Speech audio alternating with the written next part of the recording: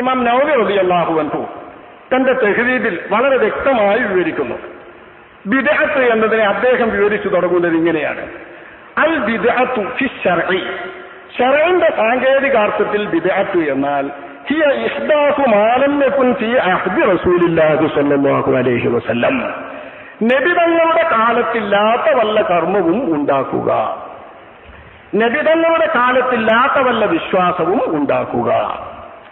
നബിയുടെ കാലത്തില്ലാത്ത വിശ്വാസങ്ങൾ ഉണ്ടാക്കിയാൽ ഉസൂലിലും വിശ്വാസ തത്വങ്ങളിലുമുള്ള ബിദ്അത്തായി. നബിയുടെ കാലത്തില്ലാത്ത വല്ല കർമ്മങ്ങളും ആചാരങ്ങളും ഉണ്ടാക്കിയാൽ ഫുറൂഇലും ശാഖാപരമായ കർമാനുഷ്ഠാനങ്ങളിലും ആചാരങ്ങളിലുമുള്ള ബിദ്അത്തായി. ഇത് രണ്ട് ബിദ്അത്തിനെയും ഉൾക്കൊള്ളിച്ചുകൊണ്ട് മഹാനായ ഇമാം നവവി അതിന്റെ സാങ്കേതികാർത്ഥം തന്റെ തഹ്‌ദീബുൽ അസ്മാഇ വൽ ലുഗാത്ത് രണ്ടാം ഭാഗം 276 പേജിൽ ഉദ്ധരിക്കുന്നത് ഹിയ ഇഹ്ദാസു മാ ലം യകുൻ ഫീ അഹ്ദി റസൂലില്ലാഹി സ്വല്ലല്ലാഹു അലൈഹി വസല്ലം, നബി തങ്ങളുടെ കാലത്തില്ലാത്ത വല്ല ഒന്നിനെയും ഉണ്ടാക്കുക എന്നാണ്. വിശ്വാസമാണെങ്കിൽ വിശ്വാസം, കർമ്മമാണെങ്കിൽ കർമ്മം, നബിയുടെ കാലത്തില്ലാത്തതുണ്ടാക്കുക. ഇതിന് സാങ്കേതികമായി ശറഇൽ ബിദ്അത്ത് എന്ന് അർത്ഥകൽപ്പന നടത്തുമെങ്കിൽ ഇമാം നവവി പറയുന്നു വഹിയ മുൻഖസിമത്തുൻ ഇലാ ഹസനത്തിൻ വ ഖബീഹ, അപ്പോൾ ബിദ്അത്തിനെ വിഭജിക്കേണ്ടി വരും. നല്ല ബിദ്അത്തുകളെന്ന ഒരു കൂട്ടം, മോശം ബിദ്അത്തുകളെന്ന ഒരു കൂട്ടവും, ഖബീഹത്ത് അനിസ്ലാമികമെന്നോ ചീത്തയെന്നോ അനാചാരമെന്നോ പറയാൻ പറ്റുന്നതും വളരെ മോശമായ വിശ്വാസം എന്ന് പറയാൻ പറ്റുന്നതുമായ ഒരു ബിദ്അത്ത്, ഹസന നല്ലതും നല്ല ആചാരവും എന്ന് പറയാൻ പറ്റുന്ന ബിദ്അത്ത്, നല്ല ആചാരം എന്ന് പറയാൻ പറ്റുന്ന ബിദ്അത്ത് പക്ഷേ ആചാരത്തിലേ ഉള്ളൂ, കർമ്മത്തിലേ ഉള്ളൂ. വിശ്വാസത്തിൽ വരുന്ന ബിദ്അത്തൊക്കെയും മദ്മൂമാ, അതിലൊന്നും ഒഴിവില്ല. അത് മേൽപ്പറഞ്ഞ ഹദീസുകളിൽ നിന്നൊക്കെ മനസ്സിലാക്കാം. കുല്ലു ബിദ്അത്തും വലാല എന്ന ബിദ്അത്തിന് വിശ്വാസപരമായ ബിദ്അത്ത് എന്ന അർത്ഥകൽപ്പന നടത്തുമ്പോൾ അത് മുഴുവൻ വലാലത്താകുന്നു, അത് മുഴുവൻ നരകത്തിലേക്കുള്ള വൻദോഷമാകുന്നു എന്ന് നമ്മുടെ ഇമാമുകൾ വളരെ വ്യക്തമായി വിശദീകരിച്ചിട്ടുണ്ട്. നേരെ മറിച്ച് കുല്ലു ബിദ്അത്തിൻ എന്ന ബിദ്അത്തിന്റെ അർത്ഥം നബിയുടെ കാലത്തില്ലാത്തത് എന്നാണെങ്കിൽ നബിയുടെ കർമ്മത്തിൽ കാലത്തില്ലാത്ത കർമ്മവും ആചാരവും ഉണ്ടാക്കിയാൽ രണ്ട് ബിദ്അത്തുണ്ടാവും. ഒന്നുകിൽ ഹസന അല്ലെങ്കിൽ ഖബീഹ. ഹസനത്ത് എന്ന ഇസ്ലാമികം, ഖബീഹത്ത് എന്ന അനിസ്ലാമികം. ഇതാരാ പറഞ്ഞ്?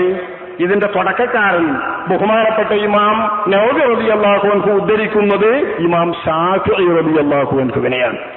ഇമാം ശാഫിഈ റളിയല്ലാഹു അൻഹുവിനെ മഹാനവർ വിവരിക്കുന്നു وروى البيهقي بإسناده في مناقب الشافعي عن الشافعي رضي الله عنه أنه قال, ഇമാം ശാഫിഈയെ തൊട്ട് ബൈഹഖി തന്റെ ഇസ്നാദ് പ്രകാരം നിവേദനം ചെയ്യുന്നു. ഇമാം ശാഫിഈ തങ്ങൾ പ്രസ്താവിച്ചു, അൽ മുഹ്ദസാതു മിനൽ ഉമൂരി ഖുർബാൻ, നബിയുടെ കാലത്തില്ലാതെ ഉണ്ടാക്കപ്പെടുന്ന ആചാരങ്ങളും വിശ്വാസങ്ങളും രണ്ടു വിധമാകുന്നു. അഹദുഹുമ, ആ രണ്ടിലൊന്ന് മാ ഉഹ്ദിസ മിമ്മാ യുഖാലിഫു കിതാബൻ ഔ സുന്നതൻ ഔ അസറൻ ഔ ഇജ്മാഅൻ, കിതാബ്, സുന്നത്ത്, അസർ, ഇജ്മാഅ് എന്നീ പ്രമാണങ്ങൾക്ക് വിരുദ്ധമായി ഉണ്ടാക്കപ്പെടുന്നത്. ഫഹാദിഹിൽ ബിദ്അത്തു വലാല, ഈ ബിദ്അത്താകുന്നു വലാലത്തായ ബിദ്അത്ത് എന്ന് പറഞ്ഞത്.